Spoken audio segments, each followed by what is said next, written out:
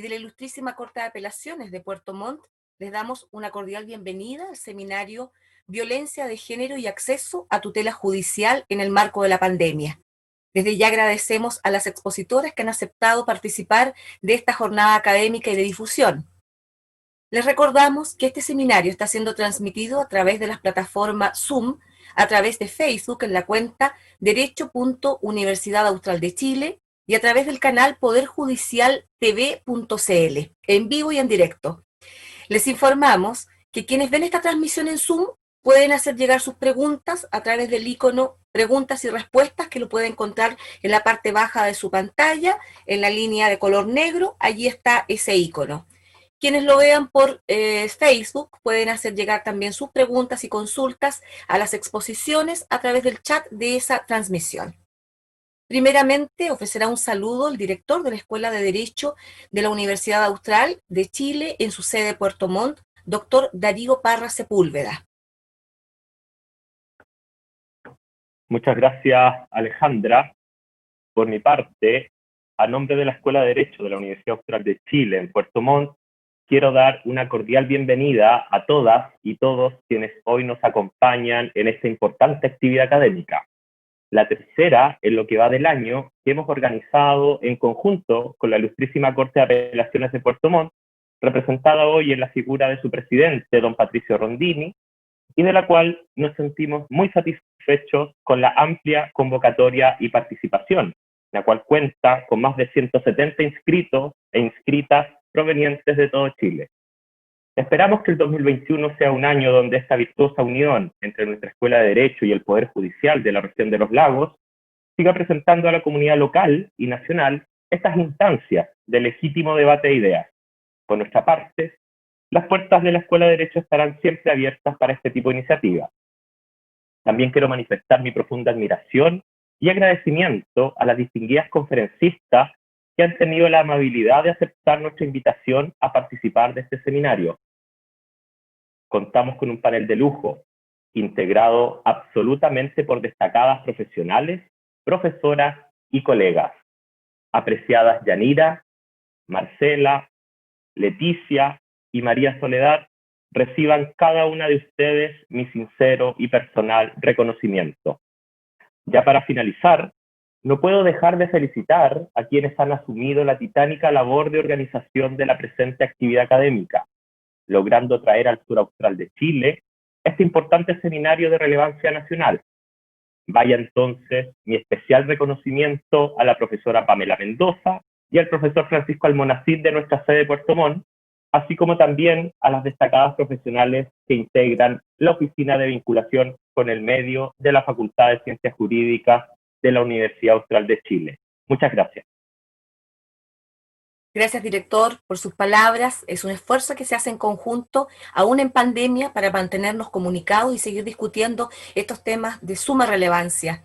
A continuación, también se dirigirá a nosotros el presidente de la Ilustrísima Corte de Apelaciones de Puerto Montt y académico también de la Escuela de Derecho que tenemos en esa ciudad, don Patricio Rondini Fernández Dávila.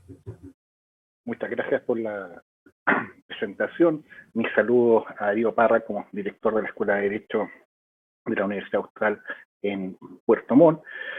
También mis saludos a la ministra de la Corte de Apelaciones, doña Ivonne Avendaño, y a doña María Soledad Granados, que forman parte del Poder Judicial y se relacionan y se vinculan con este seminario desde la Secretaría de Igualdad de Género y No Discriminación del Poder Judicial. También vengan mis saludos a la expositora doña Yanira Zúñiga y también a la magistrada doña Marcela Araya.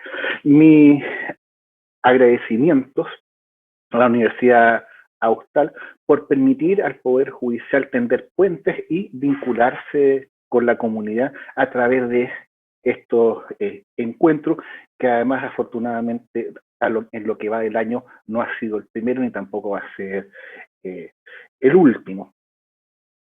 Y particularmente resulta interesante poder vincularse académicamente y dar cuenta de qué es lo que está haciendo el Poder Judicial y el trabajo que le ha correspondido realizar en los tiempos difíciles como los que vivimos. Respecto del tema que nos convoca, la violencia de género y el acceso a la tutela judicial efectiva en el marco de la pandemia, lo cierto es que desde siempre la violencia de género y la tutela judicial efectiva ha sido una preocupación constante en el Poder Judicial, pero la pandemia ha puesto a prueba la continuidad del servicio judicial y si bien la crisis ha afectado a todos los judiciables, no a todos los golpea de la misma forma. Particularmente afectadas han sido las mujeres doblemente, en primer término por la calidad, lo que significa ser mujer en un país como el nuestro, y en segundo término porque el encierro ha significado tener que compartir eventualmente mayor tiempo y espacio con sus potenciales agresores, se ha perdido la red de apoyo que antes se tenía producto de las cuarentenas, han existido despidos y aquellos que han debido teletrabajar no solamente se ven enfrentados a esta actividad, sino que además a todo lo que significan las labores en el hogar, lo cual dificulta nuevamente o doblemente el quehacer de las mujeres. En este sentido, ha habido un esfuerzo del Poder Judicial por mantener los canales abiertos de comunicación con las víctimas y darle la protección que éstas requieren. De ello podrán dar cuenta nuestros expositores.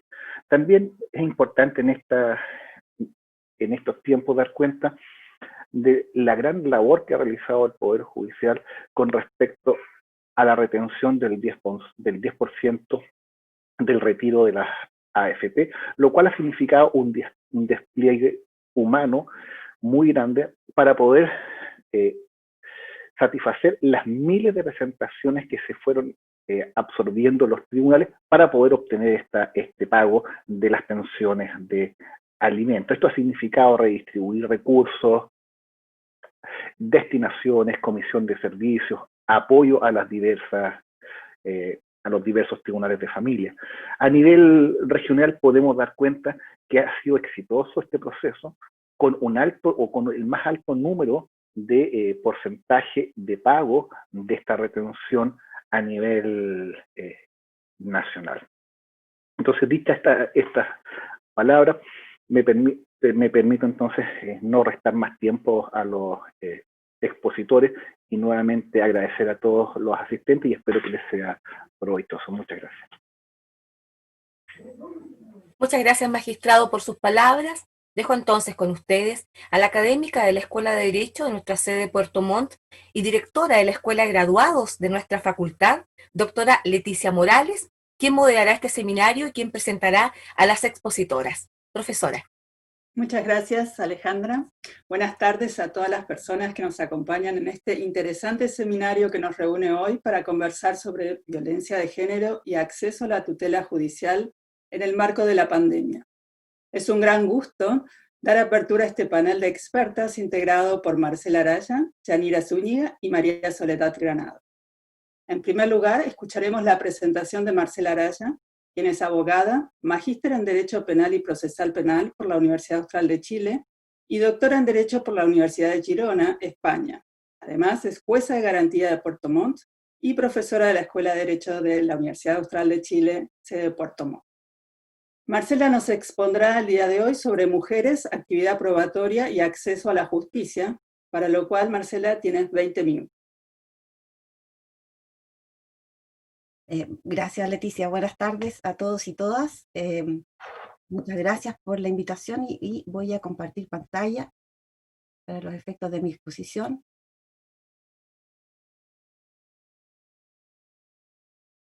Listo, casi.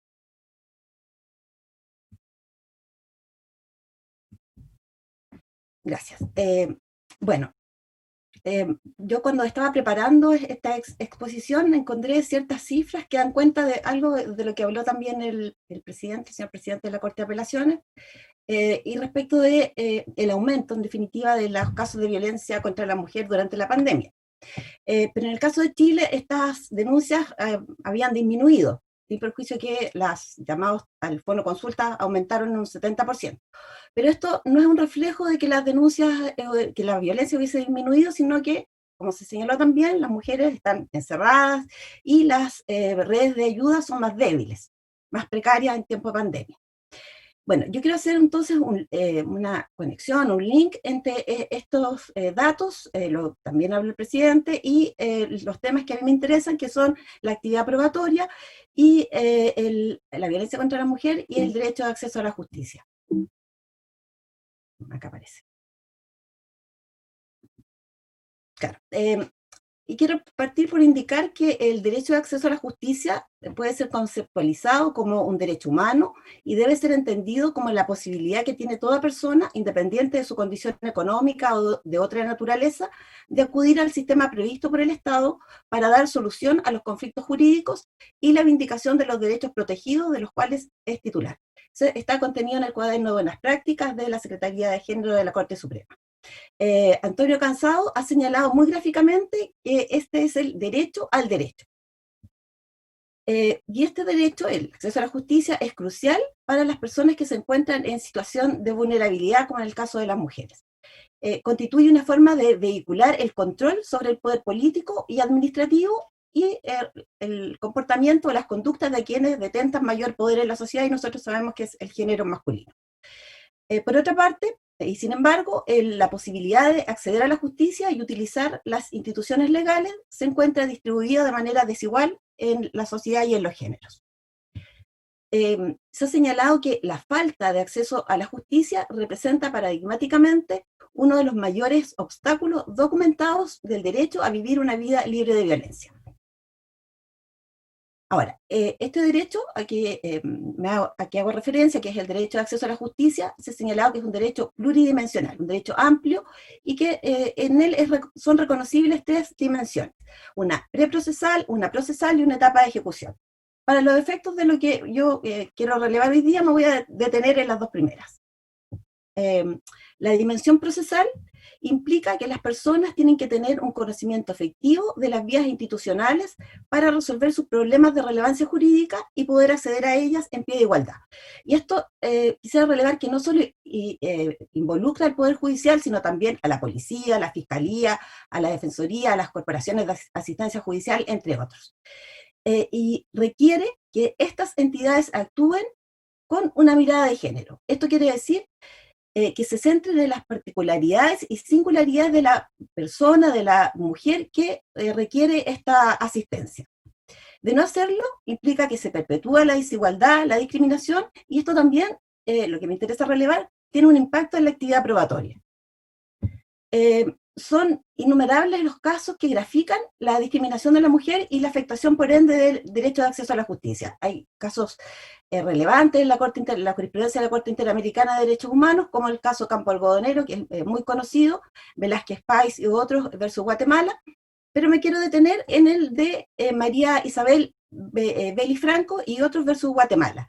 Grosso modo, es una joven de 15 años que fue desaparecida y luego fue encontrada muerta, y frente a la denuncia, a su madre se le decía que su hija era una prostituta, se burlaban de ella, y se hizo alusión, la llamaban la loca los técnicos encargados de la investigación. Decían que la habían asesinado por una infidelidad a su novio. Se interrogó a la madre respecto de su vinculación con Marero, uso de drogas, etc. Bueno, y además, entre el día en que se hizo la denuncia por la madre, aportando antecedentes o teniendo la madre antecedentes para abrir líneas de investigación, y entre el día que la encontraron muerta pasaron 4 o 5 días y la policía, los agentes encargados de la investigación, no hicieron absolutamente nada.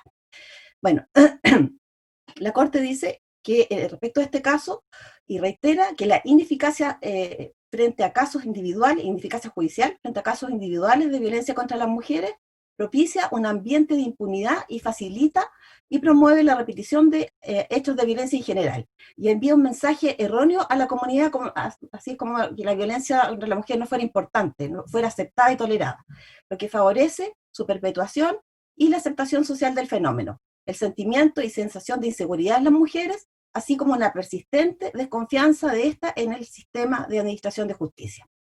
En el caso de María Isabel, los estereotipos de género tuvieron influencia negativa en la investigación. en la medida que se trasladó la culpa a la víctima y a sus familiares. Se habló también de responsabilidad por no vigilancia, etc. Y además cerró líneas de posible investigación para determinar a él o los autores. Perdón. Bueno, este caso famoso de Campo Algodonero también se trata de mujeres desaparecidas, 3 mujeres, 2 de ellas menores de edad, en que se estableció que al momento de investigar la violencia quedó establecido que autoridades se refirieron a estas mujeres como voladas, o sea, drogadictas, que se fueron con el novio, también aludían a la forma de vestir o a su comportamiento. Lo cual, sumado a la inacción estatal en el comienzo de la investigación, permite concluir que esta indiferencia, por sus consecuencias respecto de la impunidad del caso, reproduce esta violencia que precisamente se busca erradicar, sin perjuicio que en sí misma constituye una discriminación en el acceso a la justicia. Bueno, desde la perspectiva de la actividad probatoria, el derecho de acceso a la justicia impone a los encargados de la persecución penal en estas etapas primarias o preprocesales que actúen con la debida diligencia. Esto es, la recolección oportuna de evidencia para efectos de su conservación, que actúen también libres de sesgos y estereotipos de género, con miras a procurar prueba de la mayor calidad epistémica, siempre pensando en que esta prueba puede servir en un juicio oral.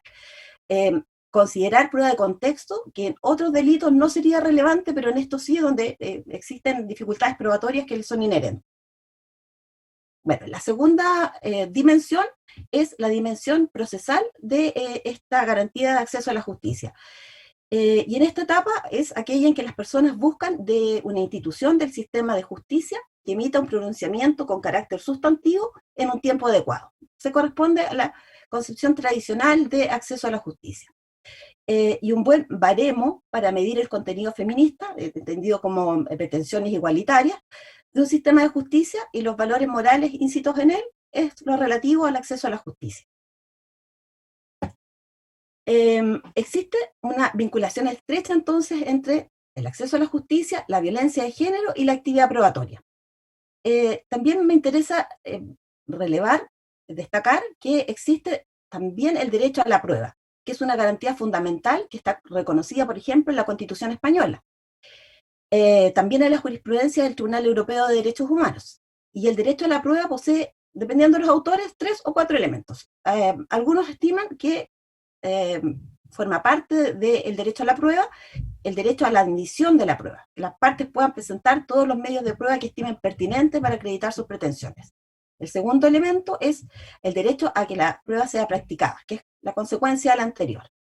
El tercero es el derecho a obtener la valoración de la prueba, y en nuestro sistema, en que rige la sana crítica racional, el derecho es obtener una valoración racional de la prueba. Y algunos agregan un cuarto elemento, que es el derecho a obtener una decisión o una resolución suficiente y expresamente justificada. En los sistemas de sana crítica racional como el nuestro, la valoración de la prueba se despliega a través del método de corroboración de hipótesis, que para los efectos de establecer relaciones lógicas de corroboración entre los elementos de prueba, las evidencias, los elementos de juicio y las conclusiones sobre la prueba, se sirve necesariamente como regla de conexión de generalizaciones empíricas, máximas de experiencia y conocimientos científicos. Bueno, es en esta fase de la actividad probatoria y también en esta dimensión del derecho de acceso a la justicia, donde se produce una gran cantidad de discriminación, conductas discriminatorias hacia las mujeres, porque se solapan, se disfrazan como máximas de experiencia, meros prejuicios o preconcepciones de naturaleza patriarcal, que son en el fondo falsas máximas de experiencia sin contenido epistémico, sin solidez estadística. Y por ello el recurso o la utilización de estereotipos de género irradia sus efectos tanto al derecho a la prueba como la garantía de acceso a la justicia. Porque es el derecho, este derecho a la valoración implica que la prueba sea valorada racionalmente. Esto significa que si nosotros en el razonamiento introducimos estereotipos de género, introducimos elementos de irracionalidad, el retorno a la íntima convicción, al subjetivismo, y en el fondo ello constituye un campo fértil donde puedan desplegarse estos estereotipos o sesgos de género. Yo traje acá 2 ejemplos de estereotipos de género. Uno célebre, pero bastante antiguo, del Tribunal Supremo Español, del año 90, en que este alto tribunal confirmó sin reparos el pronunciamiento de la Audiencia Provincial de Lérida, que sancionó a un jefe que abusó de su empleada, diciendo que la joven trabajadora de 17 años pudo provocar, si acaso inocentemente, al empresario por su vestimenta, y lo condenó a una multa. Nosotros podremos decir, bueno, esto es antiguo, es del año 90, hemos avanzado en el reconocimiento de los derechos humanos a las mujeres. No obstante ello, está este otro caso que es del mes pasado, me parece, en Perú, en que dicen en las redes sociales que fue un fallo, pero fue una resolución que ordenó el archivo de una causa, una violación de una mujer joven de 20 años, en que el tribunal colegiado se sustentó en los siguientes argumentos. Resulta extraño que la supuesta personalidad que presenta la víctima, tímida, no guarde relación con la prenda íntima que utilizó el día de los hechos, pues por la máxima de experiencia, este tipo de atuendo interior femenino suele usarse en ocasiones especiales, para momentos de intimidad, por lo que conlleva a inferir que la agraviada se había preparado o estaba dispuesta a mantener relaciones sexuales con el imputado. Y acá nosotros podemos apreciar un razonamiento probatorio que parte de elementos de juicio y llega a una conclusión. Pero la inferencia se sustenta en una pseudo máxima de experiencia que en el fondo es una concepción patriarcal de cómo deben ser las mujeres. Las mujeres no deben usar, si no quieren sexo, ropa interior de encaje rojo o otro tipo de atuendo similar. También resulta particularmente interesante el caso de Linda López Soto y otras contra Venezuela, pronunciamiento de la Corte Interamericana de Derechos Humanos. Bueno, se trata de una mujer joven de 18 años que fue secuestrada por su pareja, la tuvo 4 meses secuestrada, fue objeto de torturas tremendas, agresiones sexuales, mutilaciones, etc. Y bueno, el imputado fue condenado, fue individualizado, condenado por secuestro, la tortura, la mutilación, salvo por la violación. Y dijo la Corte que las decisiones basadas en creencias preconcebidas y mitos en lugar de hechos fue lo que llevó en este caso a desacreditar la relación de hechos de la víctima al exigir que se corroborara por otras pruebas, violando con ello convenciones internacionales.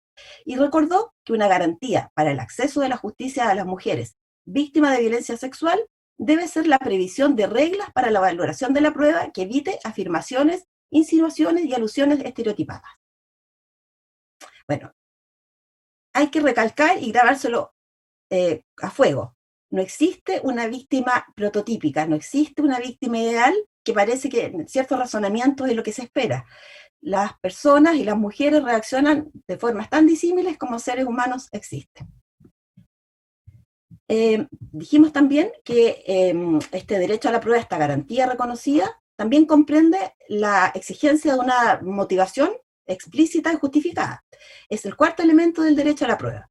También está contenido en la Constitución española, y en Chile puede ser deducido de la prescripción de la arbitrariedad y el debido proceso. A nivel legal está detallado en el artículo 342, letra C, del Código Procesal Penal. Esta norma impone altos niveles de exigencia para entender que una motivación es completa, en un sistema racional de valoración como es el nuestro. Y se ha señalado que para los efectos de entender la existencia de una motivación completa, el itinerario del juez de los hechos para declarar probado las proposiciones fácticas debe necesariamente pasar por determinar de qué hecho se trata, esto es la enumeración, señalar cuál es su contenido, pero con ello no es suficiente, además tiene que dar cuenta la motivación de cómo se relaciona las pruebas con el hecho a probar. De no hacerlo, no se satisface estas altas exigencias que se establecen en los sistemas racionales de valoración y se puede producir lo que Igarto denomina salto al vacío. Como por ejemplo, si se señala que se ha exhibido un video de la víctima, mujer, y el imputado, que llegan juntos a un bar, se les ve compartiendo alegremente bebidas alcohólicas, bailando tal vez, hay testigos que dicen que los vieron dándose besos, la víctima registraba pues, cierta cantidad de alcohol en su sangre, y con esto el juez o jueza de los hechos concluye que el acceso carnal fue consentido. Se observa acá claramente este salto al vacío, porque no hay una regla, una máxima de experiencia o conocimiento científico que permita pasar, o al menos no está explicitado, de los elementos de juicio a la conclusión de que el acceso carnal fue consentido. Entonces, en el fondo, lo que acá ocurre es que posiblemente se encubran estereotipos de víctima ideal o mujer púdica que esta víctima concreta no satisface, porque las mujeres ideales o víctimas púdicas, no comparten, no se besan, no salen en la noche, no ingieren alcohol con sus supuestos agresores. Entonces, si no se exigiera al juez de los hechos cumplir con los requerimientos de un razonamiento probatorio exhaustivo y hacerlo público en la sentencia, impediría dar cuenta de esta incorrecta valoración que en el fondo encubre estereotipos o sesgos de género. La vía para dar cuenta de esta incorrección entre nosotros es el recurso de nulidad. Y ello me lleva a señalar que uno de los componentes del derecho de acceso a la justicia es el derecho a un recurso eficaz. Y este recurso eficaz solo se puede poner en marcha si existe una valoración racional completa. Entonces resultan así imbricados o interrelacionados el derecho a la prueba, la valoración racional de la motivación, el acceso a la justicia y que este último que exige que el juzgamiento se haga libre de estereotipos de género. Si la motivación no explicita las diferencias utilizadas, no se cumple este cuarto elemento del derecho a la prueba.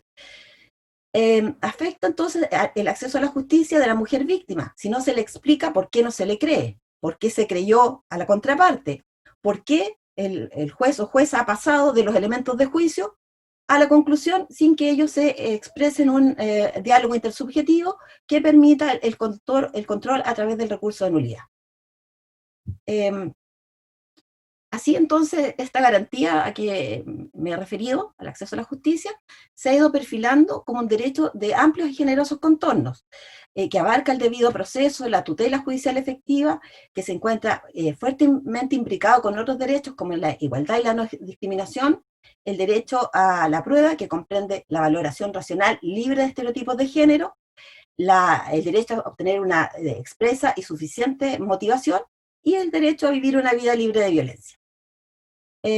Las asimetrías de poder se irradian a la posibilidad de acceder a la justicia y de utilizar las instituciones legales, por lo que las mujeres se encuentran en inferioridad de condiciones en términos de poder y acceso a los recursos, y se encuentran también más desprotegidas en el momento de requerir asistencia legal para asegurar la vigencia de sus derechos, como ha ocurrido en tiempos de pandemia, y que espero haber dejado medianamente claro. Eso es. Muchas gracias. Muchísimas gracias, Marcela, por tan interesante exposición.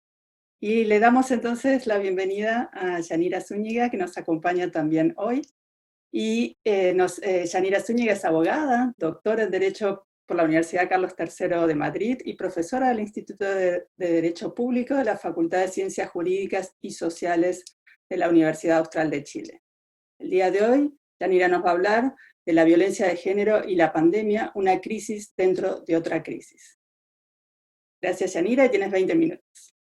Muchas gracias, además, por haberme permitido llegar un poquito más tarde. Lamento haberme perdido la exposición de Marcela, ya la veré en línea. Yo quiero presentarles una reflexión que sospecho que va a ser más general sobre la cuestión de la violencia, porque claro, no tengo la experiencia de quienes hoy día componen además el panel en términos prácticos. Y por eso también me pareció más apropiado mirarlo en términos estructurales que puedan ir identificando algunos de los desafíos que implican estas situaciones, ya sea que se mantenga como lo hemos visto, y ya sea que se repita en el futuro. A partir del caso chileno, pero también mirando la información que en términos de la academia se está empezando a producir sobre la respuesta en lo que pudiéramos llamar políticas públicas relacionadas con la pandemia, que es lo primero que quisiera entonces identificar como una cuestión relevante para el contexto en el que se inserta esto y para pensar una respuesta estatal, por supuesto articulada en normas jurídicas, pero como parte de una estrategia más amplia. Lo primero que quiero mostrarles es que en relación con la pandemia, que ya sabemos que tiene características, como su propio nombre lo está indicando, globales, ¿no? Em, no ha habido una presencia importante de una respuesta estatal que identifique problemas de género, aunque sean problemas previsibles, como el caso que estamos comentando esta tarde, que es el caso de la violencia. No había ninguna razón para no pensar o para asumir una tesis como la que se ha asumido a propósito de la revuelta social, algo así como no lo vimos venir o no lo podíamos ver venir, ¿no? Sino al contrario, teníamos información suficiente y bastaba proyectarla para saber que íbamos a tener un aumento en particular de los casos de violencia, pero no solo de los casos de violencia. Entonces lo que intenta mostrar esta primera lámina es que tenemos un déficit institucional y a mí me interesa remarcar este déficit a puertas de la discusión constituyente. No tenemos un buen dispositivo para garantizar respuestas tanto en términos, llamémosle, en tiempos de normalidad o de regularidad, como quieran llamarles, y en tiempos de crisis que puedan afrontar los problemas que sufren las mujeres, que son problemas sistémicos. Tanto porque esas políticas no se hacen cargo de las cuestiones de género, ni siquiera las identifican, cuanto porque normalmente se construyen desde una perspectiva que disminuye las posibilidades de que sean evocados los problemas de género. Por ejemplo, en el caso, es una foto antigua, porque no he encontrado una más nueva, de la composición del comité que se formó para adoptar estas políticas. Uno observa la composición, no solo porque sea una composición masculina, sino porque es una composición que está asociada a otros ejes, no aparecía, luego se incorporó más tardíamente la ministra de la mujer y de equidad de género. Y entonces, claro, el resultado que tenemos es el resultado también de una institucionalidad que no está bien pensada para ser capaz de asumir los desafíos que esto implica para más del 50% de la población. E incluso cuando, como se hizo en Perú, se adoptó una política que alguien podría pensar que tenía lógicas de género, observamos que no las tenía. Me estoy refiriendo a una política que, para tratar de definir quién salía a la calle en los días de cuarentena, al principio de la cuarentena, se establecieron ciertos días en que en el Perú podían salir hombres, ¿no? Y otros días en que podían salir mujeres, que era una manera simplemente organizacional en que utilizaron un criterio de sexo para construir entonces este sistema de restricciones y de permisos para la libertad ambulatoria. Bueno, lo que ocurrió es que se produjo una sobrecarga en lo que nos muestra la cuestión de género, una sobrecarga de los sitios asociados al abastecimiento, ¿no? Dado que las compras las hacen mujeres en los días en que salían mujeres, es decir, no se distribuía y entonces se atochaban en supermercados o en otro tipo de comercio, y además se produjo un efecto indeseado para las personas trans, ¿no? Que estaban obligadas a sumarse a este binario y empezaron a sufrir más hostilidad. Resultado de todo esto es que la política duró muy poco, se tuvo que cambiar inmediatamente, pero nos muestra el ejemplo que le estoy trayendo a colación, cómo efectivamente lo que hay es una incapacidad sistemática de la institucionalidad, no solo en Chile, sino me atrevería a decir en el mundo, de ofrecer buenas respuestas en estos casos, a pesar de que agencias internacionales hace tiempo que vienen poniendo el foco sobre cómo en distintas crisis, terremotos, por supuesto tsunamis luego, o en otros crisis derivadas, por ejemplo, de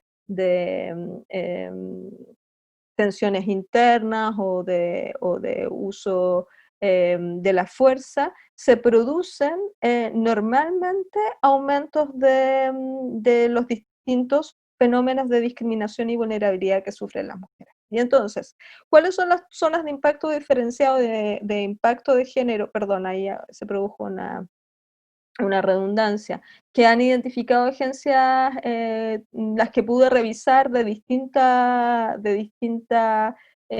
mandato en términos tanto económicos como políticos, como ligados a la violencia y la salud, coinciden en que las áreas son salud en términos generales, que es un sector además muy feminizado desde el punto de vista de quienes prestan la asistencia de salud, que en su mayoría son mujeres, la familia, por las cuestiones del cuidado y cómo se afectan, la sobrecarga que sabemos que están teniendo las mujeres, producto de también el enclaustramiento, el empleo, la pérdida significativa con un retroceso de décadas en el caso chileno, la cifra de inserción que ya era baja para la inserción laboral femenina en América Latina, y la violencia, que aparece ahí destacada, que es la cuestión que nos importa aquí o que es el foco de atención de esta actividad. Mi punto es que la violencia se encuentra, voy a pasar esto rápido y luego vuelvo atrás, la violencia se encuentra en una relación de conexión con las otras dimensiones, es decir, uno tiende a pensar la violencia como si fuera una expresión en algún sentido aislada y a veces casual, ¿no? Relacionada simplemente con las interacciones que se dan en ciertos planos, sobre todo en el plano doméstico, pero lo cierto es que las teorías feministas hace tiempo que vienen trabajando para describir la violencia de género con teorías que se acuñaron a fines de la década del 70 por otro tipo de pensamientos y que convergieron con las preocupaciones feministas y que pusieron de relieve la existencia de violencias que tienen carácter estructural, es decir, que reposan sobre ciertos entresijos sociales que las alimentan, las estabilizan y muchas veces la acrecientan. Y lo que hemos visto en las crisis es que esos otros factores, ¿no? Por ejemplo, la precarización económica, las mujeres han perdido más trabajo, han dejado de buscar trabajo, ¿por qué no buscan trabajo? Porque deben cuidar, ¿por qué? Porque hay impedimento para salir, entonces no hay escuelas, ¿no? No hay redes de cuidado, las salas cunas también están funcionando de manera precaria. Todo eso ha generado entonces un aumento de la precarización femenina que se traduce en mayores cifras de violencia. Se produce más conflictividad en el seno de las familias, el enclaustramiento produce aislamiento. Las mujeres tampoco pueden salirse de esos círculos de violencia porque están precarizadas económicamente. Muchas de las razones por las que las mujeres no rompen, sobre todo cuando hay ya núcleos constituidos e hijos e hijas de por medio, esas relaciones de violencia tienen que ver con factores de carácter económico. Entonces, lo que tenemos enfrente es una especie de como se suele describir a veces, con la idea de una tormenta perfecta, donde todo confluye para ir acrecentando esas cifras de violencia. Y a eso se suman problemas de acceso a la justicia, que seguramente ya han referido o referirán mis compañeras, en términos de ralentizamiento también del dispositivo que tiene problemas, tiene brechas el dispositivo para capturarlo, sabemos, las denuncias de violencia y para atenderlas, para producir una reacción, tanto en términos punitivos que pudieran ser disuasivos como en términos cautelares simplemente. Bueno, esos dispositivos están también, sabemos, funcionando o han estado funcionando, a pesar de que han habido esfuerzos, como vamos a ver, de una manera ralentizada. Y eso entonces está generando un aumento en todos los sitios, no solo en Chile, un aumento muy explosivo de las cifras de violencia, aún a sabiendas de que esas cifras no son cifras confiables, es decir, de que probablemente las cifras sumergidas no las vamos a conocer con certeza. Y además hay un área, ¿no?, de la violencia o de las violencias, sería más apropiado hablar de las violencias, que también ha estado especialmente afectada por la vía de una concentración de todos los esfuerzos en la promoción y en la focalización de los recursos hacia la lucha contra la COVID, que es la cuestión del acceso a prestaciones de salud procreativa y de salud sexual, ¿no? Entonces, si miramos eso, que ya mapeé en términos generales, porque ya dije que es una cuestión que se ha producido no solo en el caso chileno, sino en el mundo, y observamos la respuesta que podemos identificar en el caso chileno, estatal, completa, no estoy pensando necesariamente solo en leyes, por supuesto hay algunas leyes, vamos a observar una respuesta primero reactiva, ¿no? Parcelada y deficitaria en términos de sus resultados. Ha habido una concentración, que son los cuadros que tienen en naranja, en los dispositivos de captura de la denuncia, ¿no? Lo que no está mal por sí solo, es decir, tratar de alentar a que se produzca la denuncia. El problema se produce en la focalización, porque es muy difícil que se vaya a aumentar la cifra de denuncia o de reporte por las condiciones en que están esas mujeres. La mayoría de las mujeres denuncian cuando sus parejas, sus agresores no están en casa. Por lo tanto, la situación de enclaustramiento produce un fenómeno que baja las probabilidades de denuncia y eso no se altera por el hecho de llamar a denunciar. Incluso con los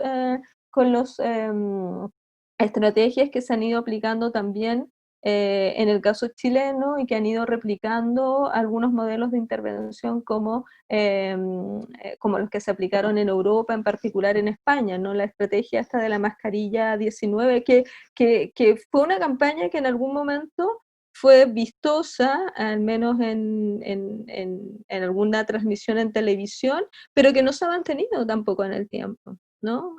Es decir, eso es curioso, si uno pensara que la violencia ha dejado de producirse, quizás tendría sentido haberla solo puesto al principio de la pandemia y no ahora. Todavía tenemos, entre otras las ciudades en las que estamos ahora convocados en esta actividad, las dos grandes ciudades estamos en una situación de confinamiento y no se han visto medidas especiales, ni siquiera en la misma lógica de lo que teníamos planteado.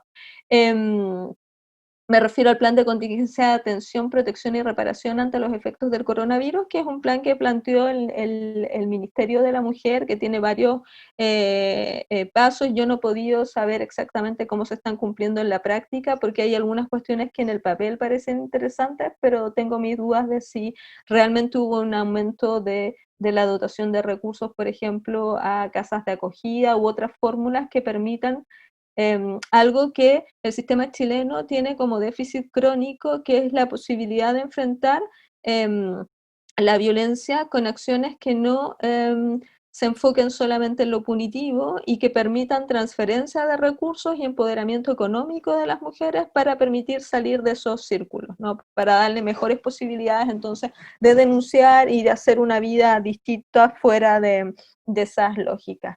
Fíjense que este proyecto, el que aparece abajo, que fue un proyecto que también se publicitó mucho en su momento, incluso diciendo que el gobierno lo iba a apurar, que era un proyecto que permitía un monitoreo telemático y ampliando la posibilidad de ese monitoreo a las cautelares de los casos de violencia, lo revisé y por eso lo pongo y no ha tenido una urgencia. Ya sabemos que la agenda legislativa depende de las urgencias que le ponga el gobierno y esto también es curioso porque se dijo que el gobierno estaba muy preocupado con las cifras de violencia y en algún sentido esa preocupación en términos prácticos se concentró en la primera parte de la pandemia y no se ha mantenido en el tiempo. Y luego han habido otras acciones más bien de tipo general vinculadas a la protección de las mujeres en el plano de la maternidad, que hubo una larga discusión y al final se logró aprobar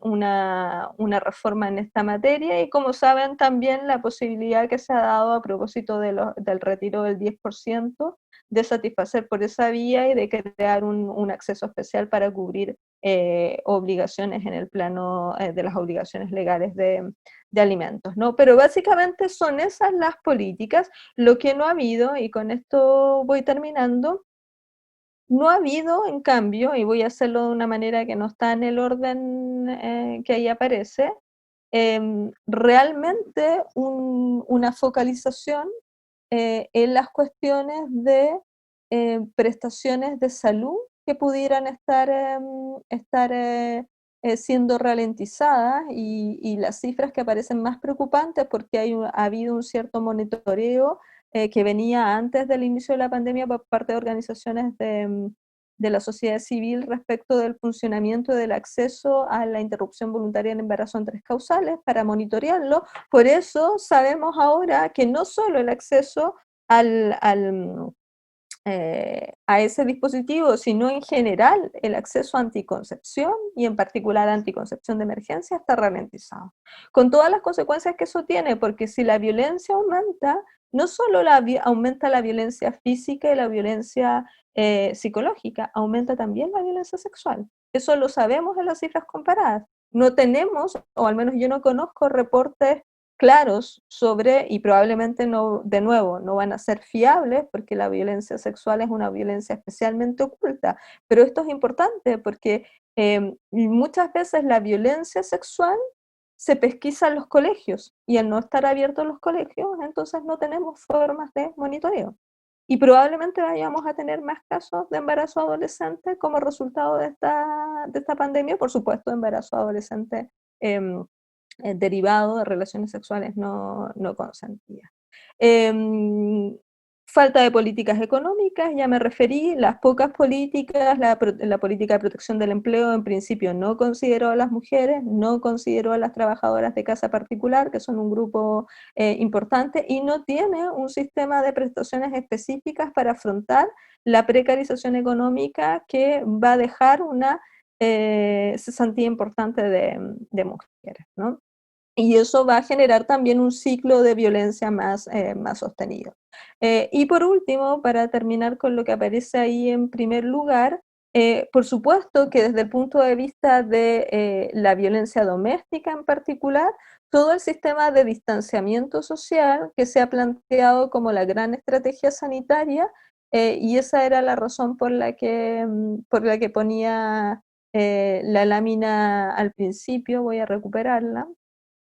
Lo que nos muestra esa estrategia es claramente un impacto diferenciado de género mucho mayor para las mujeres, porque esa estrategia de distanciamiento social es la que termina también enervando las posibilidades de que se produzca una mayor denuncia por las razones que ya mencioné. Se pierden las redes de apoyo, se evita también que muchas veces los agresores que consumen alcohol consumen en casas, eso aumenta la violencia en casas. Eso es la razón por la que se ha aumentado también la cifra de violencia, no solo en los casos de violencia que ya se venían produciendo, que han recrudecido, sino en casos donde no había violencia, se ha producido catalización de esa violencia por las condiciones de enclaustramiento. Yo con esto no estoy diciendo que necesariamente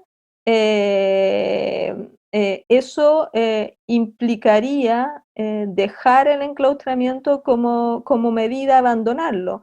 Lo que estoy diciendo es que debiéramos decidir las medidas sanitarias no solo en el plano del impacto que esto tiene y de las ventajas que tienen para abordar la pandemia, de las ventajas y desventajas que esto tiene en el sistema productivo, que son los dos grandes ejes que han dominado la discusión pública, sino también en el impacto y ventajas y desventajas que pueden tener para la situación de violencia de las mujeres, ¿no? El invisibilizar esta dimensión del asunto en la discusión de estas medidas nos muestra de nuevo el problema que tenemos de invisibilización de los problemas de las mujeres y de este problema tan severo que es la violencia, que incluso, por eso elegí también el título de la intervención, crisis dentro de una crisis, porque se habla de que la violencia es una pandemia per se, ¿no? Dentro de otra pandemia. Y por último, el efecto del toque de queda o de las medidas en general de restricción adicional, porque una cosa es en las medidas de distanciamiento social como recomendaciones, y otra cosa son las estrategias de abordaje de la pandemia para garantizar el cumplimiento de esas medidas en el marco de estado de excepción, como es el caso chileno, que recién ahora se está discutiendo la posibilidad de cesar el estado de excepción constitucional que tenemos instalados por varios meses. Y ahí traigo a colación un fallo que resolvió, que dictó la Corte de Apelaciones de Rancagua en un caso que fue relativamente conocido, a finales de junio de este año, en que una mujer denunció una violación, la denuncia en la noche, ¿no? En una vecina del lugar, y resulta que ella es detenida, ¿no? Por infracción a las reglas, no recuerdo exactamente, ahí después me podrá decir si es el 308 del Código Penal que establece la figura especial. El Ministerio Público continúa con el asunto, ella es, como digo, detenida, a pesar de haber reportado, a pesar también de que la persona que la ayuda, que la auxilia y que es la que llama por teléfono, dice, ¿no?, que ella estaba en la calle porque había sido objeto de una violación, y el asunto tiene que elevarse hasta el momento en que interviene la Corte de Apelaciones de Rancagua para recién decir que no había razón para haber seguido ese procedimiento sobreseyéndolo.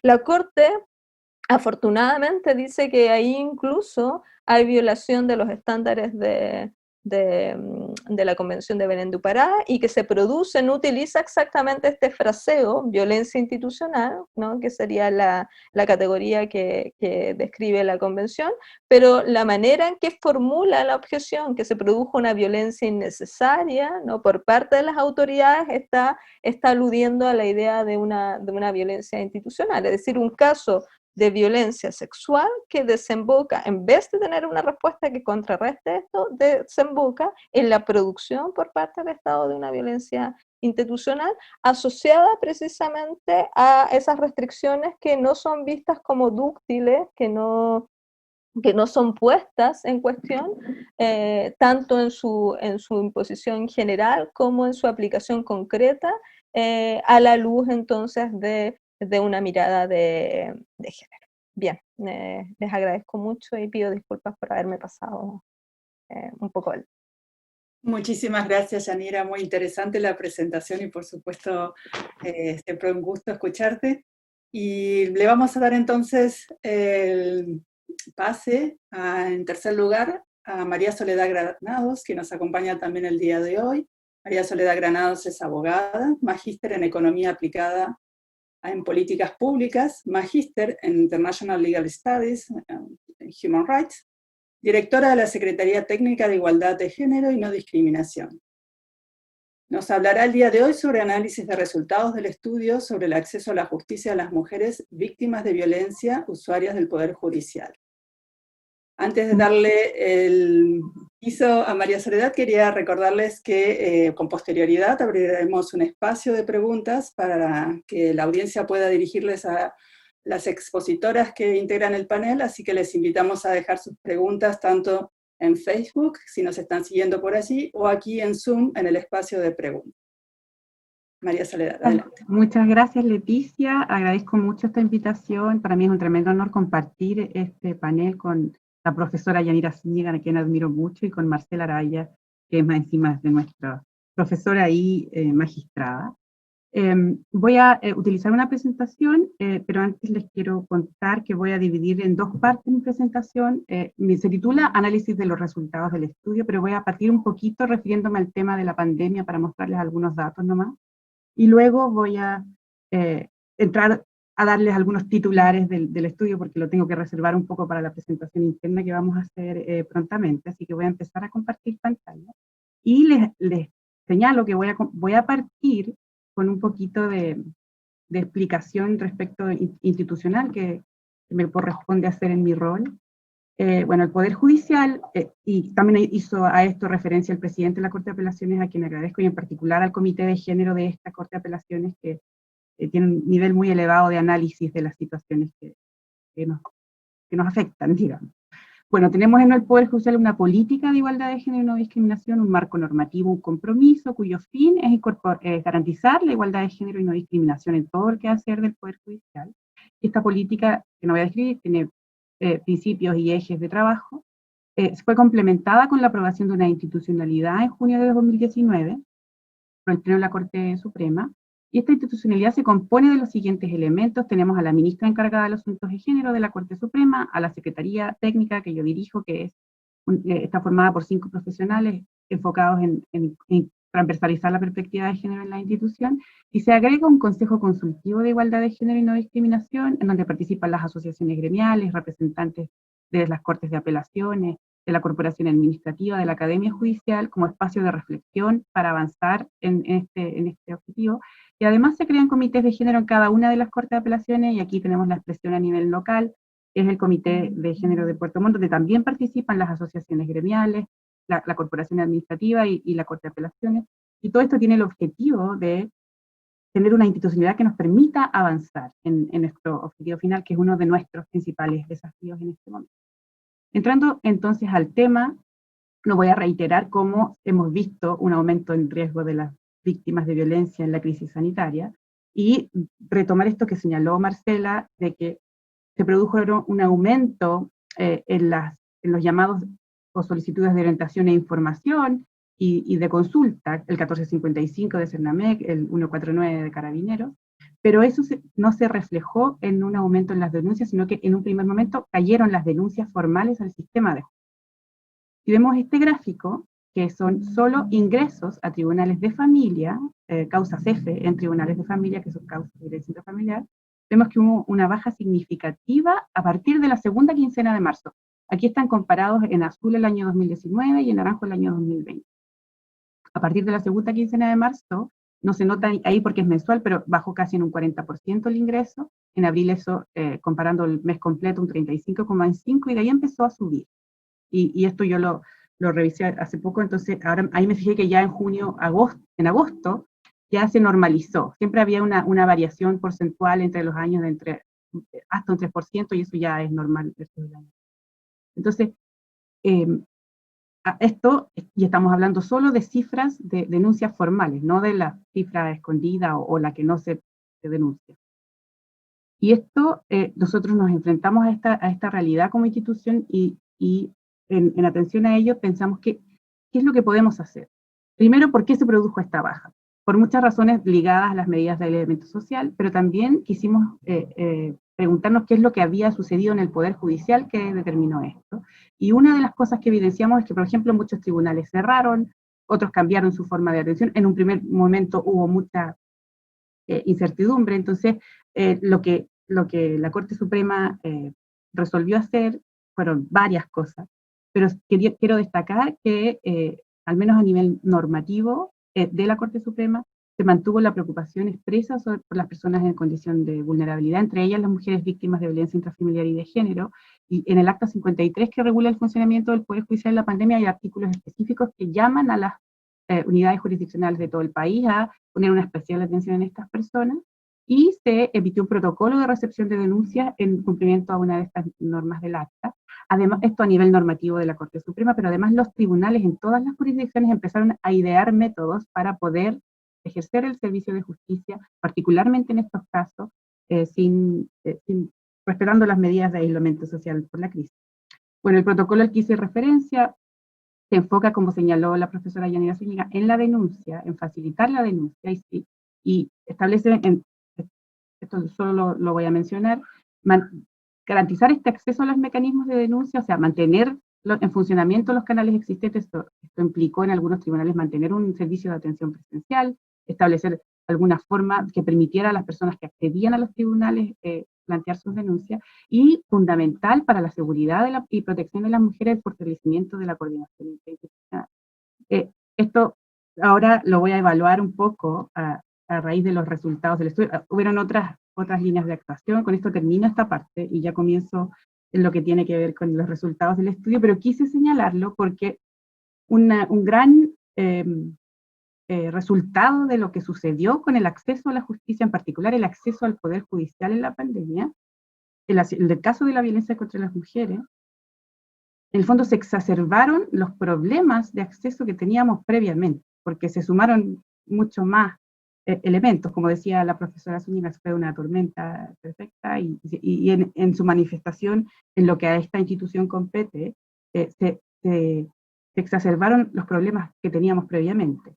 Y este estudio, que se llama Acceso a la Justicia de las Mujeres Víctimas de Violencia, nosotros lo comenzamos a desarrollar en pleno estallido social, en octubre de 2019, y terminamos antes de la pandemia. O sea, de alguna manera, este estudio nos cuenta cuáles son los problemas que previamente teníamos para acceder a la justicia, y que, como señalo, en la pandemia se han visto exacerbados. Entonces, ahora entrando ya desde ya al estudio, el objetivo de ese estudio era describir y analizar cómo los juzgados que tienen competencias en materias penales y de familia garantizan el acceso a la justicia de las mujeres víctimas de violencia intrafamiliar y delitos sexuales. Las mujeres víctimas de violencia que denuncia pasan por una serie de instituciones, Carabineros, PDI, Ministerio Público, el Poder Judicial. Nosotros queríamos mirarnos como institución y ver cómo como institución lo estábamos haciendo. Fue un estudio que desarrolló una empresa externa a través de licitación pública, y un equipo multidisciplinario compuesto por abogadas y sociólogas. La jefa de proyectos fue la académica Marcela Ae. La metodología que utilizamos fue cuantitativa y cualitativa, encuestas, análisis de causas, entrevistas a actores intervinientes, grupos focales y, algo muy interesante, observación no participante en tribunales. Visitamos 5 jurisdicciones, entre ellas Puerto Montt. Estuvimos ahí, personalmente estuve ahí en varios tribunales. Se analizaron 29 tribunales, en ellos se hizo observación no participante, además de grupos focales con personas de ahí, y se analizaron 384 causas, donde se tenía acceso a la sentencia y a los audios. Todo esto, por supuesto, respetando acuerdos de confidencialidad y con anonimización, que es lo que tuvimos que establecer, y se hizo una encuesta que fue respondida por 2.194. Este estudio utiliza como marco teórico el acceso a la justicia, porque va en su título. Ya la profesora Marcela Araya lo explicó, yo solo lo voy a referenciar, para indicarles que los resultados fueron expuestos por la empresa consultora a partir de las barreras que se pudieron identificar. Ni siquiera me voy a cansar en esto para que tengamos más tiempo. Y ahora, para revisar los resultados, lo primero que les voy a decir es que el estudio ya se encuentra publicado. Ahí está el QR, en nuestra página web de la Secretaría de Género, después lo puedo poner en el chat. Y nosotros, como Poder Judicial, para conmemorar el Día Internacional de la Eliminación de la Violencia contra las Mujeres, vamos a hacer un seminario exclusivo para integrantes de nuestra institución, donde queremos darles a conocer estos resultados, tener un espacio de reflexión, un poco devolverles lo que recogimos, para que reflexionemos en conjunto respecto de qué podemos mejorar ahora, qué podemos mejorar. Un poco llamar a mirarnos bastante en relación a lo que estamos haciendo para garantizar el acceso a la justicia y la protección de las mujeres víctimas de violencia. Este es un afiche que les quise traer, que trae un testimonio de uno de los grupos focales que dice así: la dignidad se respeta con cosas tan fáciles como que no esté escuchando todo el mundo lo que ella está diciendo, porque son cosas personales, a veces íntimas.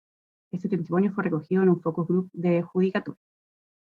Luego este afiche un poco señala que el 30% de las personas integrantes de los tribunales de familia sostienen que una víctima de violencia intrafamiliar cuenta su historia 3 o más veces en su tribunal. Esto haciéndoles consultas en la encuesta. Y luego invitamos, que es el objetivo de la actividad a la que quiero señalar, un poco recogiendo las recomendaciones de la consultora, que son las cosas que podríamos mejorar, a las que voy a volver al final.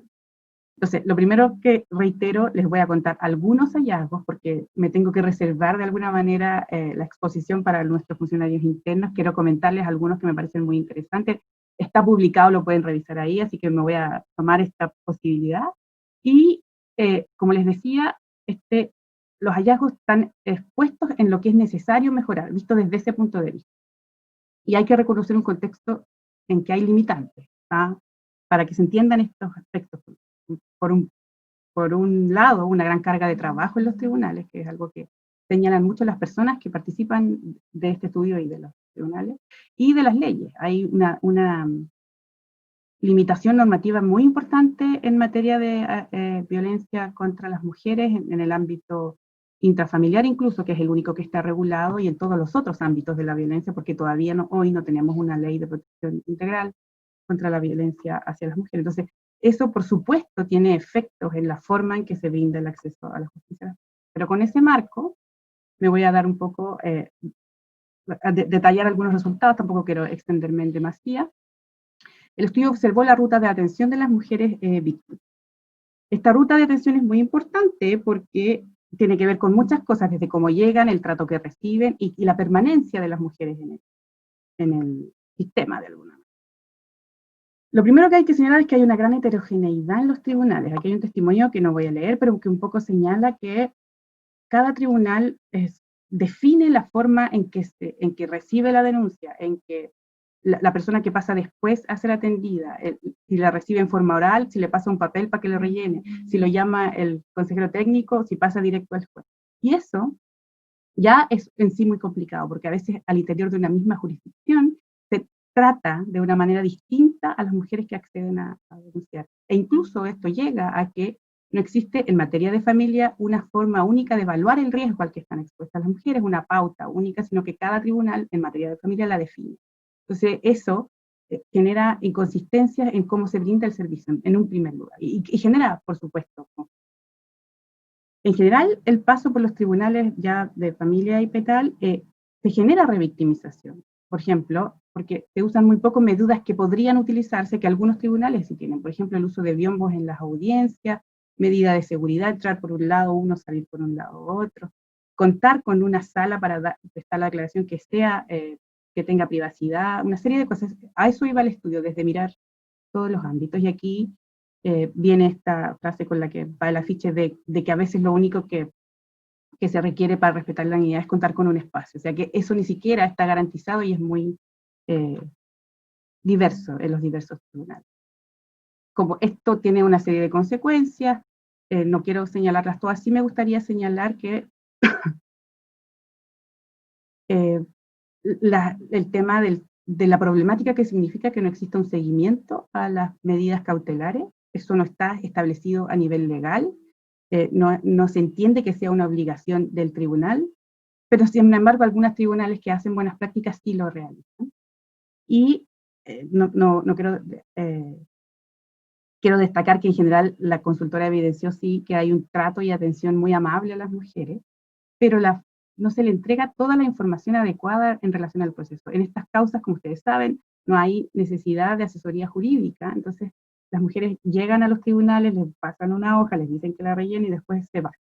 Y muchas veces no se le informa qué es lo que va a pasar después. O primero, cuántas veces usted va a tener que hacer su relato. Después va a ir al consejero, después va a ir al juez.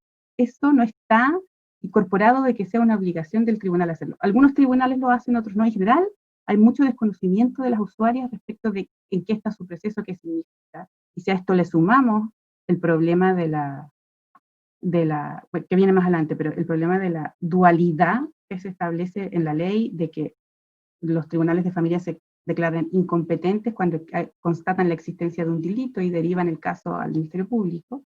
Ahí sí que las mujeres no entienden absolutamente qué es lo que está sucediendo. Llegué a un tribunal, di mi declaración, me dieron una cautelar, y ahora ¿qué? Tengo que ir de nuevo a otro tribunal a dar mi declaración, ¿y para qué?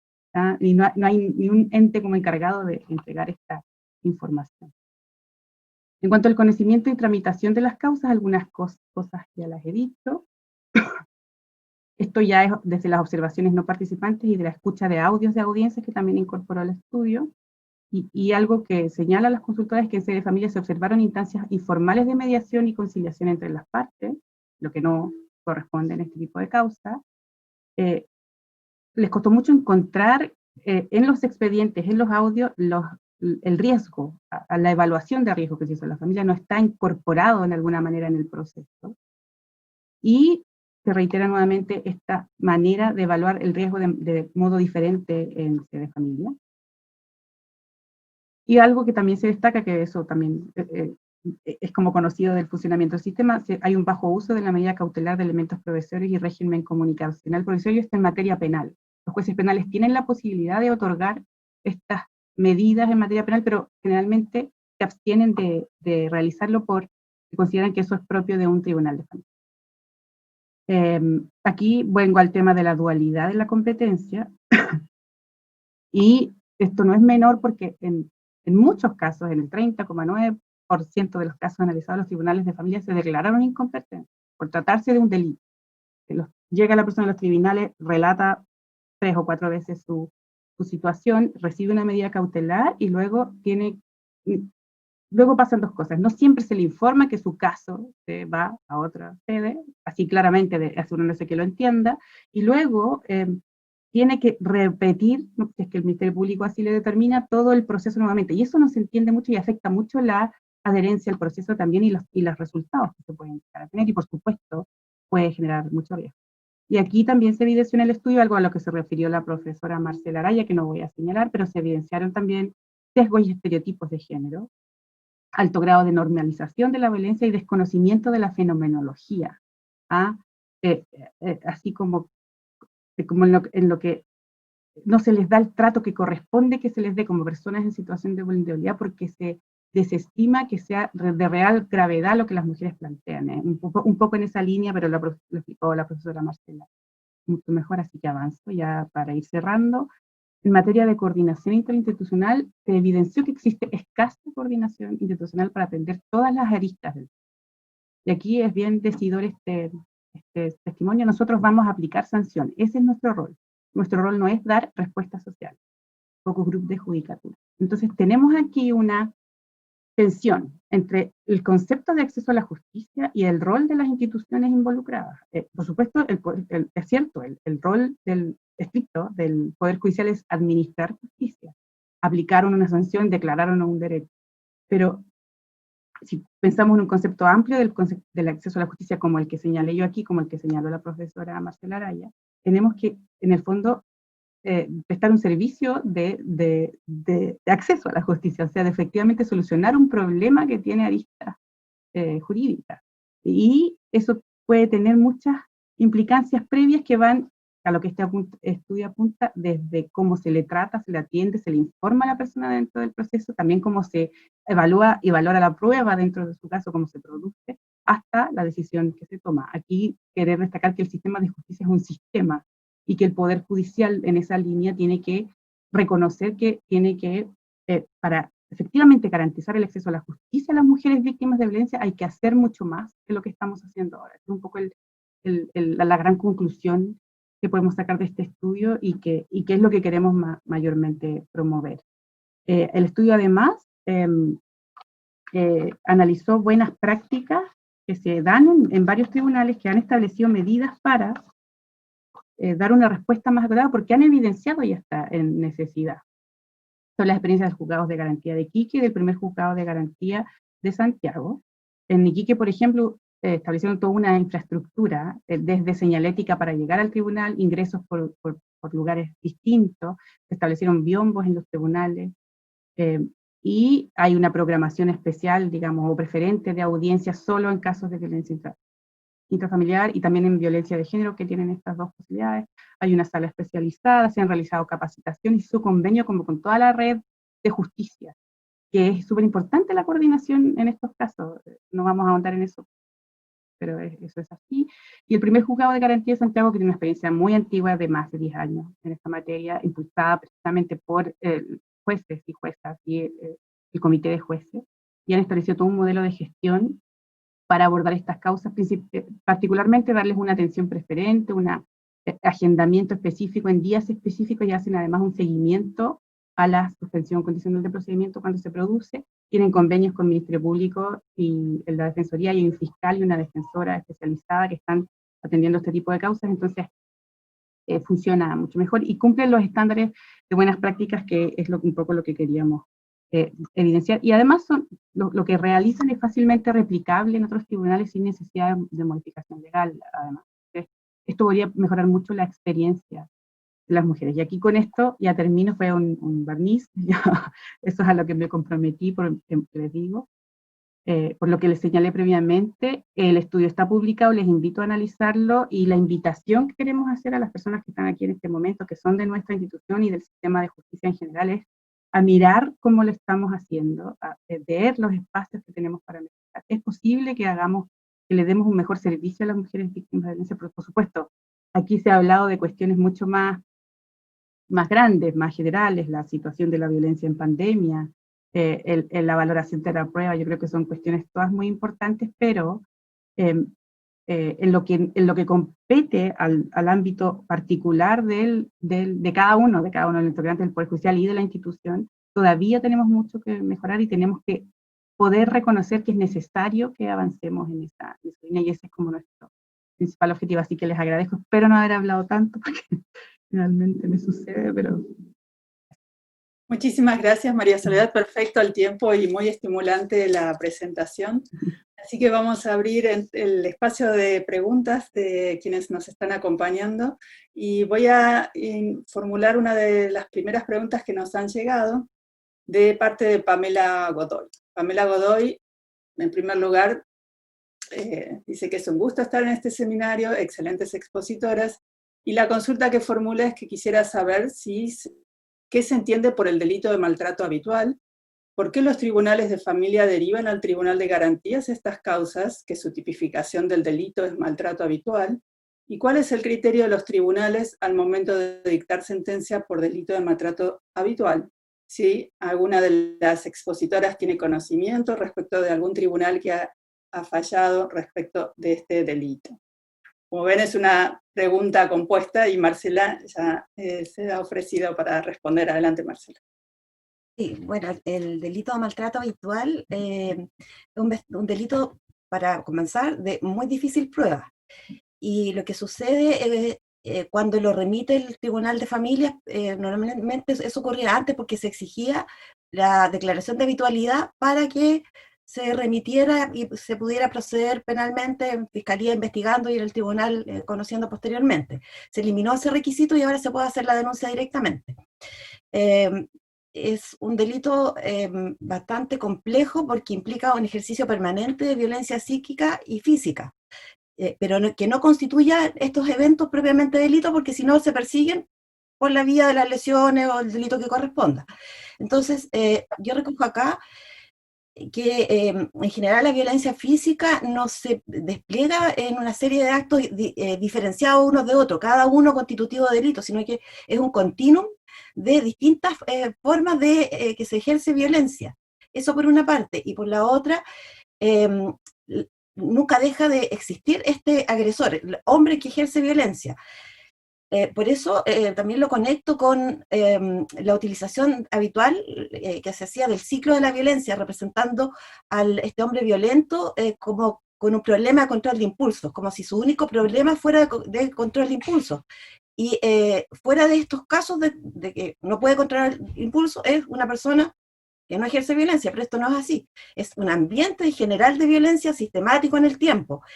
Se explica ahora entonces este fenómeno aludiendo a la rueda de poder o de control, rueda de Dunant, que el agresor no deja de ser violento. Y normalmente es una persona adecuada, no tiene problemas con sus pares, no tiene problemas de control de impulsos con sus pares en la oficina, con su jefe, con sus amigos. Entonces es un tema estructural, entender que la violencia respecto de la mujer es una forma legítima de solucionar el problema. Y digo que ustedes ya habrán apreciado que es complejo de probar, porque ¿cómo se prueba estos ambientes, estos episodios que se suceden en el tiempo a través de actos puntuales?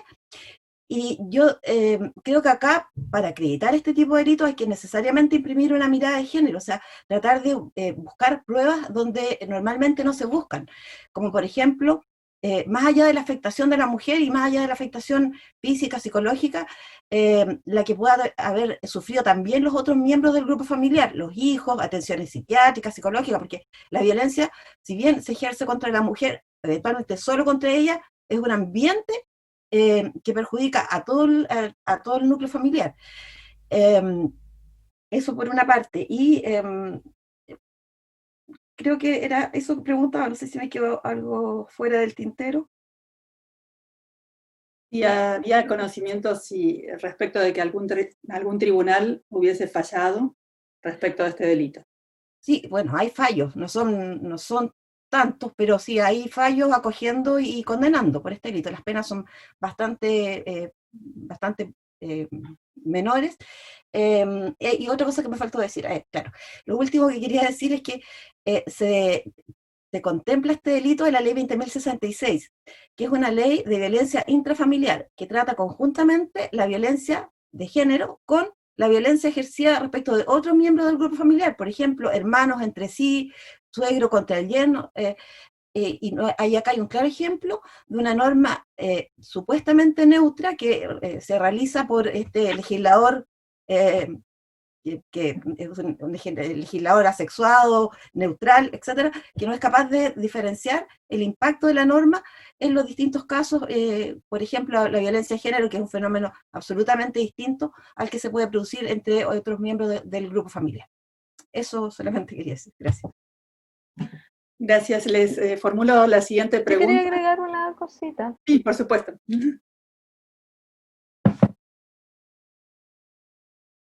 No sé si se escucha, porque me quedé congelada. Sí, se escucha. Sí. A propósito del delito, además suscribo todo lo que dijo Marcela. Solo quería observar que hay, además de los problemas probatorios, hay problemas dogmáticos en la manera en que se comprende el delito y cómo se traspasa a la propia calificación, ¿no? Por ejemplo, ¿qué es lo que entendemos por habitualidad? ¿Cómo nos representamos la idea de habitualidad? ¿Cómo lo interpretamos?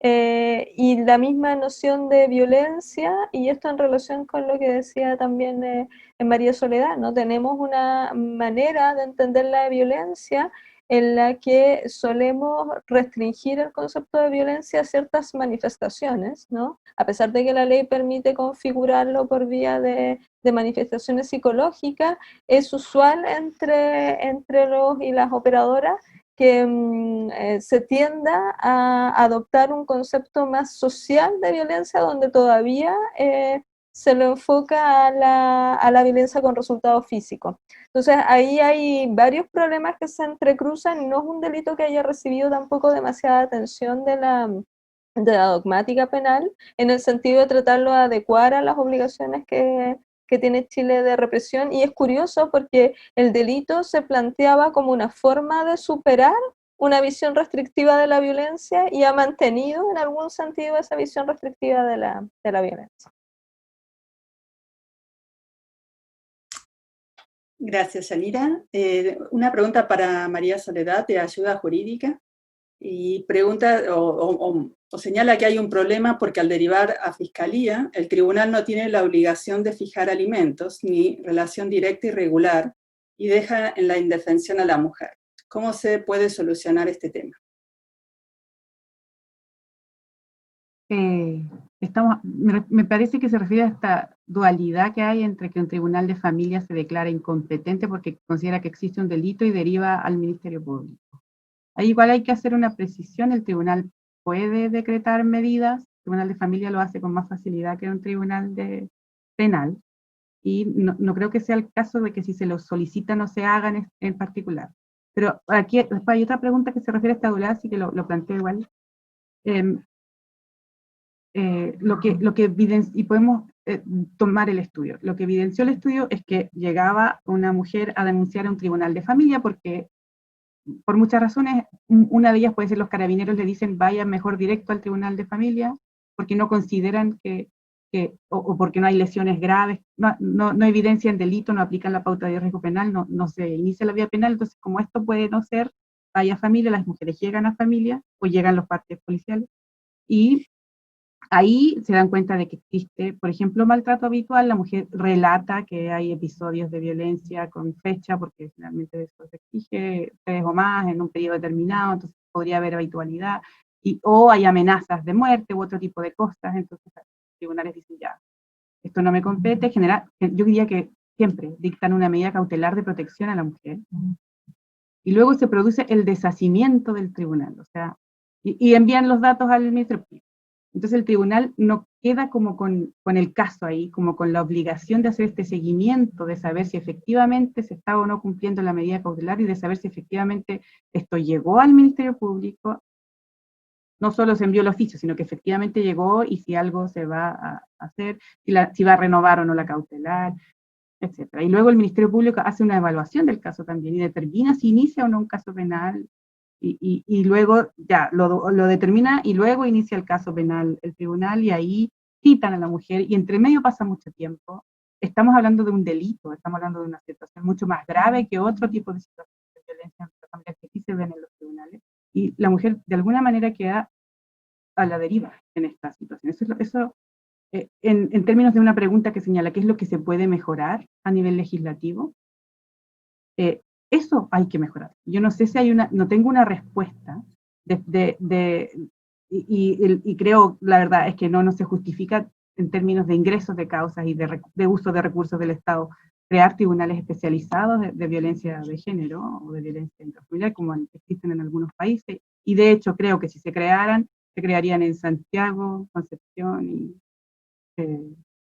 Valparaíso, y no pasaría en el resto de las jurisdicciones, entonces tampoco sería eficiente.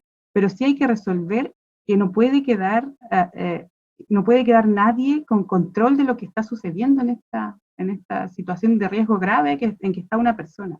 Puede no ser el Poder Judicial, puede ser otra entidad creada específicamente para dar apoyo a las mujeres víctimas de violencia y hacerle seguimiento a sus casos, pero ahí tenemos un problema bien serio que no tenía una respuesta muy clara. O sea, por un lado, como decía la profesora Zúñiga, se buscó visibilizar que la violencia de género es un delito, es un problema, es una afectación grave a los derechos de las personas, es discriminación, es gravísima. Y eso simbólicamente se establece en la elaboración de un delito, pero la ejecución es mucho, sabemos, tenemos datos, los datos que hace estudio, pero todos lo sabemos, de que es muy importante qué pasa con las mujeres en el proceso. Este estudio no llegó a entrevistar o encuestar mujeres usuarias, sino que se habló con ONGs o a cargo de estos temas por varias razones, revictimización, etc. Pero sí sería muy importante saber qué es lo que a las mujeres les sucede que no participan del proceso o cómo es que se repite. Uno también lo puede referenciar. Hay mucha confusión, el sistema es muy árido, no entiendo lo que está pasando, ¿para qué voy a ir si no me están ayudando efectivamente en nada? En algunos casos, en otros sí, efectivamente. Entonces, yo creo que ahí hay harto que hacer en el ámbito normativo, además. No es el objetivo principal de mi exposición, pero creo que ahí es algo muy importante que tenemos que mejorar, y no sé, como les digo, la fórmula, tampoco sé si es el Poder Judicial el que tiene que asumirlo.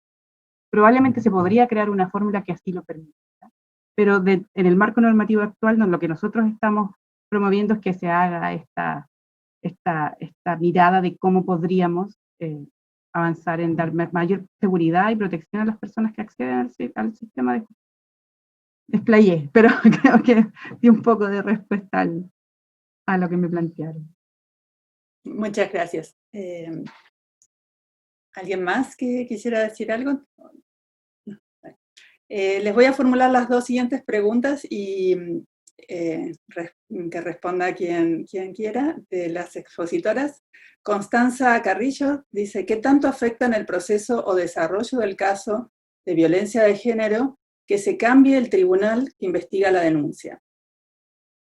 ¿Qué tanto afecta entonces en el proceso o el desarrollo del caso, un caso de violencia de género, que se cambie el tribunal que investiga la denuncia?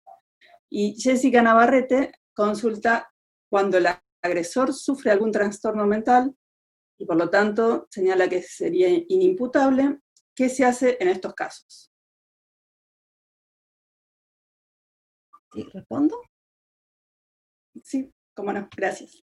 Sí, la primera no entendí mucho porque dice que tanto afecta al proceso si se cambia a otro tribunal que investiga. Bueno, hay que partir señalando que quien investiga, tratándose de delito, es la Fiscalía, que el tribunal no le corresponde, a los fiscales les compete investigar en forma exclusiva los hechos constitutivos de delito. El tribunal tiene otras competencias, como conocer de medidas cautelares, los juzgados de garantía, preparar las causas que van a después pasar al tribunal oral y el tribunal realizar el juicio oral respectivo y disponer la absolución o la condena. Ahora, ¿qué tanto cambia? Si pregunta respecto del criterio de uno u otro fiscal o uno u otro juez, si a la investigación se refiere, yo creo que es relevante que tanto los órganos encargados de la persecución penal cómo los tribunales tengan formación en temas de género, que no es una cosa de tener una cierta sensibilidad especial, porque estas son cuestiones técnicas que tienen vinculación estrecha con el desarrollo de los derechos humanos, con estándares internacionales, también es una materia que implica entrar en diálogo con otras disciplinas, sociología, psicología, etc. Entonces, me parece que es un imperativo mínimo para todos quienes participamos en la persecución penal, saber tomarse en serio el tema de género y prepararse adecuadamente. De eso va a depender quién investiga y de eso también va a depender quién juzga, ¿ya? Y la otra pregunta era respecto de si el agresor sufre enajenación mental. Bueno, existe un procedimiento establecido en el Código Procesal Penal respecto de personas inimputables. Esto es materia de conocimiento experto, hay que evacuar informes, servicio médico legal, psiquiatra, y el criterio fundamental es la peligrosidad, para sí o para terceros. Si el agresor es declarado inimputable, hay un procedimiento de aplicación de medidas de seguridad, que dependiendo de la gravedad del ilícito lo conoce el tribunal oral, o eventualmente si se trata de delitos de menor entidad, incluso se puede sobreseer la causa. Y la imposición de medidas de seguridad pasan por la internación en establecimientos psiquiátricos, la entrega a familiares que puedan contener, dar tratamiento médico, etc. Pero esas personas, una vez declaradas inimputables, están exentas de responsabilidad penal. Entonces, lo único que se persigue es la imposición de la medida de seguridad para los efectos de resguardar la peligrosidad de terceros o la propia del imputado. Eso. Muchas gracias, Marcela. ¿Alguna de las expositoras quisiera agregar algo? Sí, yo, a propósito de la primera pregunta, probablemente requiere más antecedentes en lo que voy a decir, así que lo voy a plantear en términos más bien de cierta intuición, no de lo que hasta ahora creo saber sobre el tema. Pero antes de que se permitiera el acceso directo para la denuncia de maltrato habitual al sistema penal, como recordaba antes, no sé si Marcela o María Soledad, se requería una declaración de habitualidad desde los tribunales de familia. Varios estudios estaban apuntando, estudios cualitativos de opinión, a una práctica que mantenían los tribunales de familia en el sentido de retener estos casos. O sea, a sabiendas de que se producía o se verificaban los requisitos de habitualidad, por supuesto en un modelo también más habituado a tratar temas de violencia, como suele ser el modelo de judicatura de familia, se prefería justamente para mejorar la respuesta, en los términos que permite también las audiencias en familia, ¿no? Una audiencia como más directa, con mayor contacto, que permitía resolver al mismo tiempo otras cuestiones de relevancia familiar, en la que la violencia está intersectando otros dominios, y entonces es posible que el traslado completo, que era para evitar este doble juego, y algo que también se reportaba, que era una especie como de inhibición por ambos lados, que a veces se inhibía también el sistema penal de entrar a conocer, haya producido un cierto déficit en esas otras dimensiones que sí generaban una respuesta que era bien valorada al menos por las intervinientes, muchas juezas de familia, como una respuesta más concreta. Y claro, las lógicas del sistema penal, que son lógicas distintas, ¿no? Donde lo tutelar tiene, yo me atrevería a decir, elementos que a veces son ralentizados por otras consideraciones, lo tutelar a la víctima me refiero, en relación con otros principios del sistema penal, probablemente generan un cambio que es notado por las intervinientes, ¿no? Ahí, como decía María Soledad, habría, para tener mayor información, que preguntarles a las intervinientes directamente con las consecuencias que puede tener eso respecto de otras cuestiones. Pero a mí no me sorprendería que hubiera un problema en ese nivel, como el cambio de lógica y la pérdida de comprensión del sistema global, que no tenemos por qué pedírselo o traspasárselo a las víctimas. Las víctimas lo único que esperan es recibir una respuesta.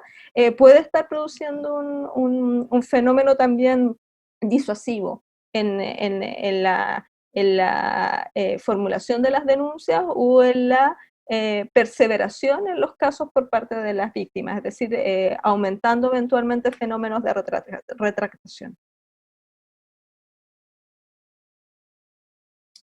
Gracias, Yanira. Hay una pregunta más para María Soledad que nos dice Valeria Rojo. ¿Cuál sería la mejor solución para una dualidad normativa respecto a delitos de violencia intrafamiliar?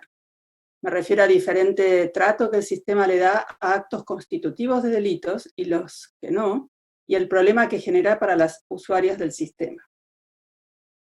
Creo que un poco esto estaba respondiendo yo en la, en la pregunta anterior, y mi primera respuesta es que no tengo una respuesta concreta, pero sí creo que el sistema en el que estamos ahora no se sostiene de alguna manera más, y que tenemos que avanzar en dar un trato más integral y asegurar la protección de las mujeres víctimas como Estado, creo yo. Ahora, es interesante esto que menciona también Yanira de que se retenían los casos para no perderlos de alguna manera, porque en definitiva declararse incompetente en esas situaciones era, hasta aquí llegó mi intervención como tribunal, ya no puedo hacer nada más. Pero ahí, además, en términos de datos, hoy día tampoco existe una vinculación que podamos nosotros saber institucionalmente, ya esta mujer que fue de familia, que se iba, ¿qué pasó después? ¿Cómo yo hago el círculo y veo que efectivamente le sucedió? Tampoco, ni siquiera están interconectados el sistema de gestión, el CITFA, el CIAC, para saber qué es lo que pasó después. Si ella ingresa al sistema penal, ingresa a una nueva causa, no hay forma de vincular esa información. Entonces, sin duda tenemos ahí un problema como Estado bien grande, y yo creo que es una situación de riesgo muy grande para las mujeres. Y de nuevo, la forma de resolverlo es que no se pierda esta de alguna manera trazabilidad. Ahora, ¿quién hace esta trazabilidad? Hay otras cuestiones que sí se pueden resolver. Por ejemplo, este tema que también está por ahí una pregunta de dictar medidas. Quiero igual aclarar que los tribunales de familia y los de garantía, si evidencian una situación de riesgo, van a dictar una medida cautelar de protección.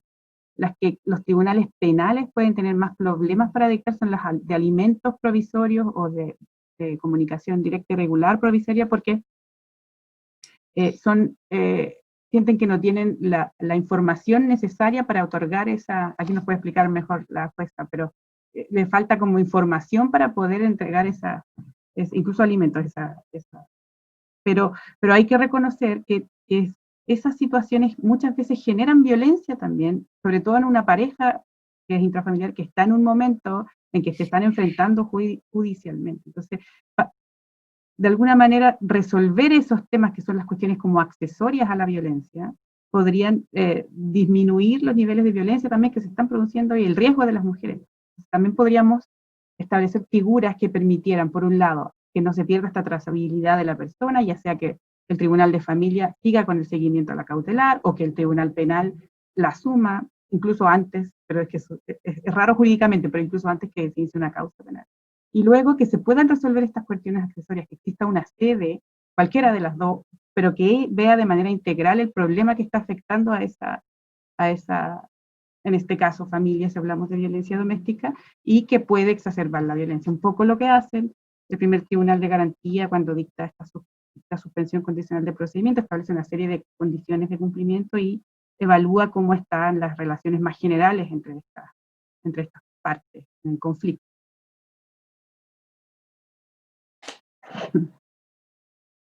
Bien, estamos llegando hacia el final de la actividad y quisiera darles un muy breve turno de final de reflexiones a las expositoras, si quieren agregar algo o solamente despedirse. Marcela. Sí, quiero dar las gracias a la Universidad Austral, al Poder Judicial, por esta instancia que me parece extremadamente valiosa. Sirve para que confluyen diversos puntos de vista, lo hemos visto acá en las exposiciones. Las preguntas también fueron interesantes.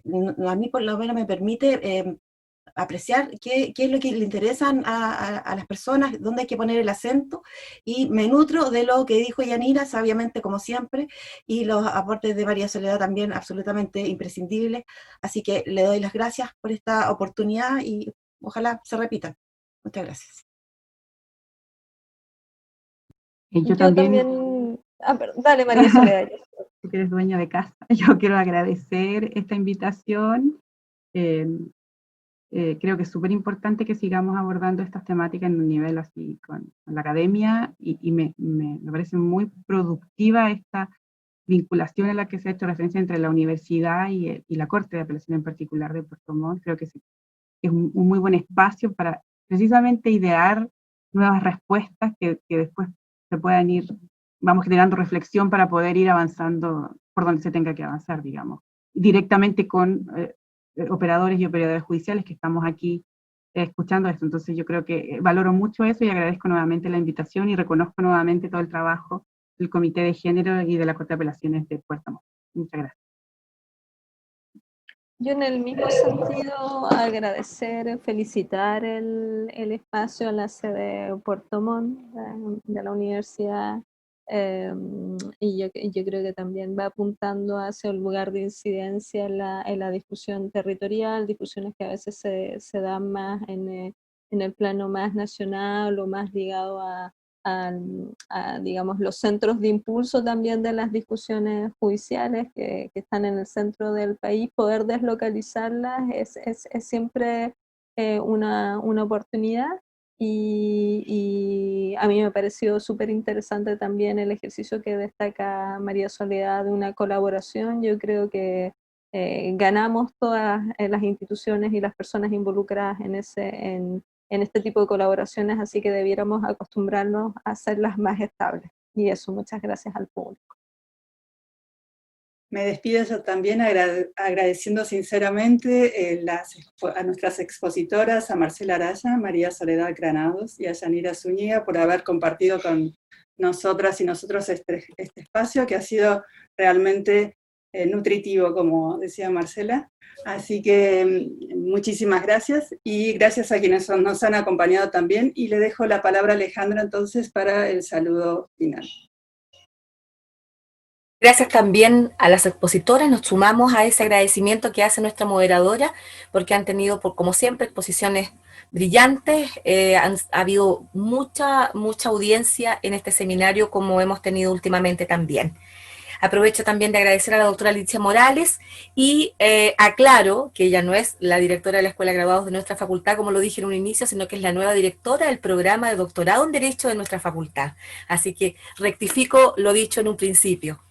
A nombre de la Facultad de Ciencias Jurídicas y Sociales de la Universidad Austral de Chile, de su Escuela de Derecho, sede de Puerto Montt, y también de la Ilustrísima Corte de Apelaciones de Puerto Montt, les agradecemos su conexión a este seminario, que también ha sido transmitido a través del canal del Poder Judicial.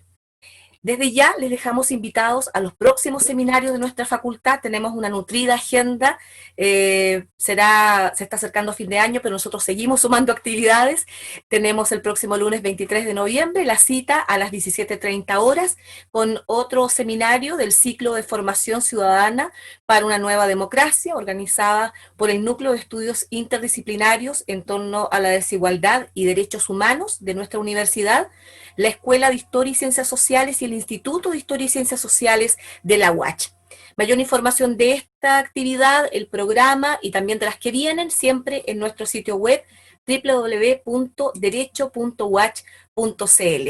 Como también les recordamos que el video de esta sesión, de este seminario, va a ser subido prontamente en la videoteca de nuestra página web. Como ya les decía, les deseamos a todos una muy buena tarde. A todas y a todos. Que estén muy bien.